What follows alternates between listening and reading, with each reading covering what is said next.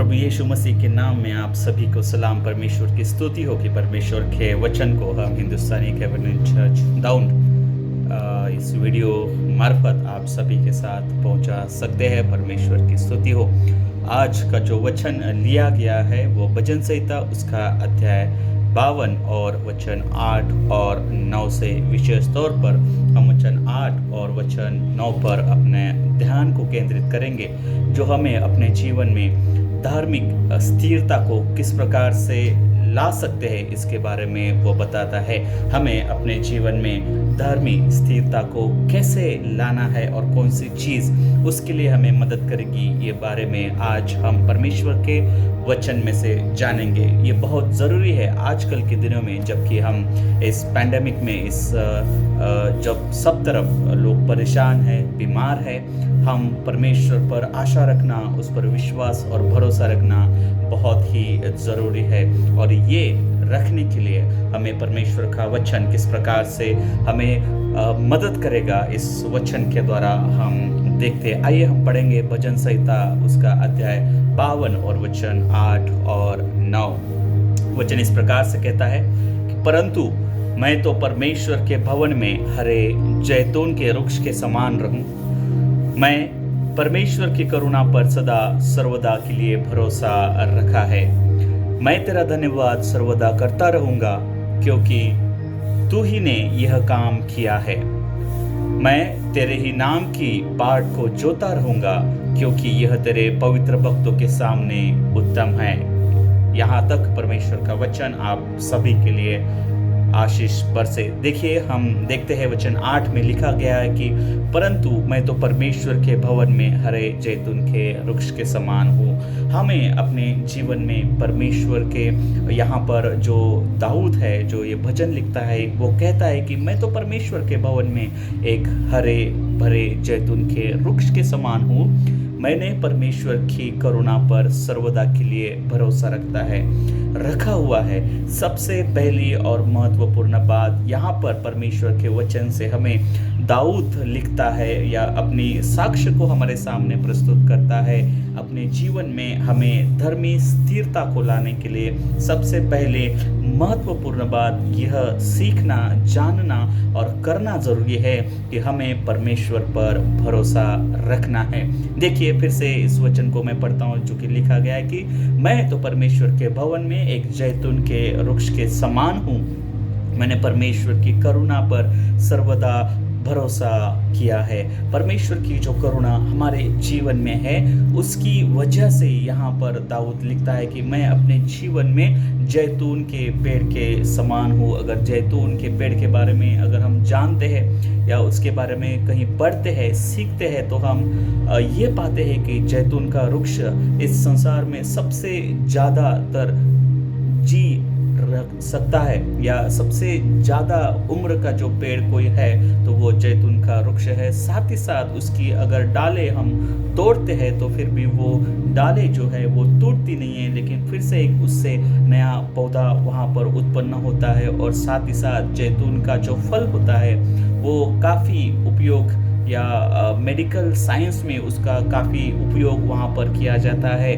और ऐसे बहुत सी बातें वहाँ पर जैतून के वृक्ष के बारे में हम पढ़ते हैं, और इसीलिए वो वहाँ पर दाऊद अपने वचन से कहता है कि मैं परमेश्वर की करुणा के ऊपर भरोसा रखता हूँ, और इसलिए मेरा जीवन उस जैतून के वृक्ष के समान है, जो हमेशा परमेश्वर के भवन में है, जो हमेशा हरा भरा है। और इसलिए हमें अपने जीवन में धार्मिक स्थिरता को लाने के लिए परमेश्वर की करुणा पर भरोसा रखना बहुत ही ज़रूरी है। जिस प्रकार से परमेश्वर का वचन कहता है कि परमेश्वर की जो करुणा है वो हमारे लिए सफिशिएंट है। The grace of God is sufficient for us. परमेश्वर की जो भलाई है, उसकी जो करुणा है वो हमारे लिए बहुतायत से है, और इसलिए हमें उस पर विश्वास रखना, उस पर भरोसा रखना ज़रूरी है। अगर आजकल हम इन दिनों में बीमारियों की वजह से, परेशानियों की वजह से अगर हम परमेश्वर के नज़दीक नहीं जा पा रहे हैं, उसकी प्रार्थना नहीं कर पा रहे हैं, उसके पवित्रता में, उसकी उपस्थिति में नहीं जा पा रहे हैं, तो ये वचन परमेश्वर का हमें पढ़ना बहुत ही ज़रूरी है,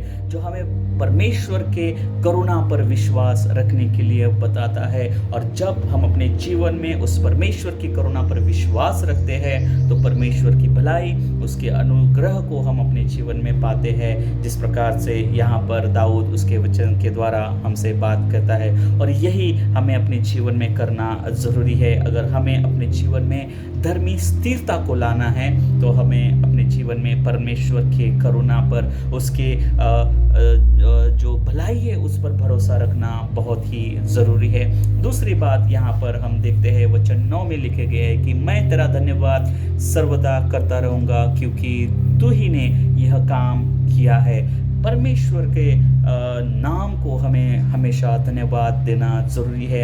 ये दूसरी बात है कि हमें अपने जीवन में धर्मी स्थिरता को अगर लेकर आना है तो हमें हमेशा के लिए परमेश्वर को धन्यवाद देना चाहिए। हर एक परिस्थिति के लिए परमेश्वर को धन्यवाद देना चाहिए, हर एक बात के लिए परमेश्वर को धन्यवाद देना चाहिए, हर एक आशीषों के लिए परमेश्वर को धन्यवाद देना चाहिए, हर एक तकलीफ़ों के लिए परमेश्वर को धन्यवाद देना चाहिए, क्योंकि परमेश्वर का वचन यहाँ पर कहता है कि जो कुछ भी ये है, ये काम जो है वो परमेश्वर ने हमारे जीवन में किया है, ताकि हम परमेश्वर का अनुग्रह, परमेश्वर का गौरव हम अपने जीवन में पा सके। क्योंकि परमेश्वर का वचन यहाँ पर कहता है, दाऊद अपने जीवन से ये बात हमें सिखाना चाहता है। उसके दाऊद की जो सीख है या दाऊद का जो वचन है अपने साक्ष्य के द्वारा हमसे बात करता है और कहता है कि मैं तो सदा तेरा धन्यवाद करता रहूँगा क्योंकि ये बात परमेश्वर तेरी ओर से मेरे जीवन में आई है। और इसलिए हमें अपने जीवन में अगर हमारी धार्मिकता को या हमारी धर्मी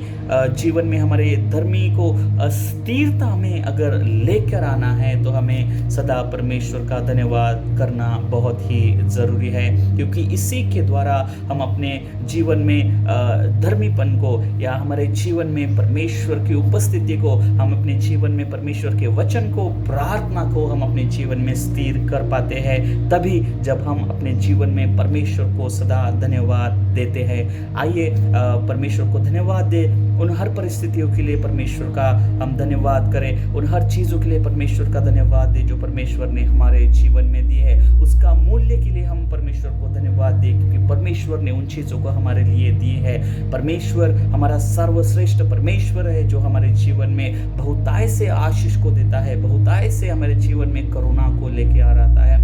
और इन्हीं सारी चीज़ों के लिए हमें परमेश्वर को धन्यवाद देना है, जिसकी वजह से हम अपने जीवन में हम धर्मीपन को स्थिरता में लेकर आ सकते हैं, उसकी उपस्थिति में और बढ़ सकते हैं, उसको और नज़दीक हम परमेश्वर को अपने जीवन में ला सकते हैं। और ये दूसरी महत्वपूर्ण बात हम यहाँ पर दाऊद के जीवन से, इस परमेश्वर के वचन से, भजन संहिता उसका अध्याय 52 और वचन 9 से सीखते हैं कि हमें धर्मी स्थिरता अगर हमारे जीवन में लानी है तो हमें जीवन में परमेश्वर का धन्यवाद हमेशा हमेशा करना बहुत ही ज़रूरी है। तीसरी और आखिरी बात यहाँ पर वचन 9 में लिखी गई है। आगे के अध्याय में हम पढ़ते हैं, वहाँ पर लिखा गया है कि मैं तेरे ही नाम की बाट जोता हूँ क्योंकि यह तेरे पवित्र भक्तों के सामने उत्तम है। परमेश्वर पर आशा बनाए रखना, ये तीसरी और आखिरी बात यहाँ पर आज परमेश्वर के वचन से हम